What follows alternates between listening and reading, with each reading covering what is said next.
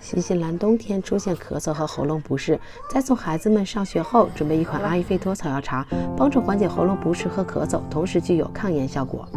院子里鲜摘和柠檬等下药用。准备1茶匙甘草粉，1茶匙姜黄粉，1茶匙姜粉，半茶匙黑胡椒粉。甘草粉里的甘草酸具有抗炎和抗过敏特性，可以缓解喉咙，减少炎症和刺激。姜黄粉和姜黄呢，都有强大的抗炎、抗氧化呢以及抗菌的特性。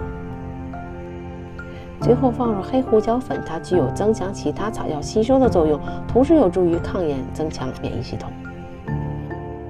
沸水晾凉一会儿，放入这些草药粉，然后在小火焖5分钟，让草药的精华充分融入水中。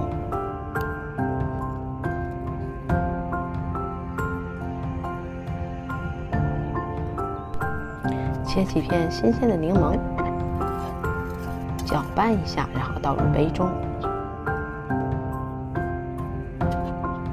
加几滴柠檬，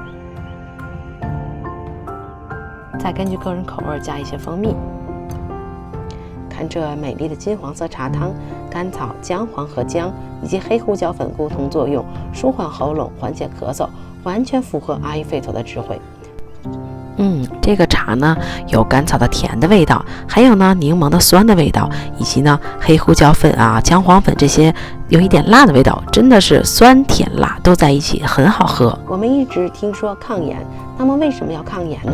因为炎症会加速衰老，也是各种疾病的根源。保持抗炎生活方式对我们的健康非常重要。强烈推荐给大家。喝完茶，把迷迭香精油安排上，准备开始工作。迷迭香的香气可以帮助放松，提升专注力和记忆力。今天的分享就到这里啦，逆天南丹，祝你有永恒的喜悦。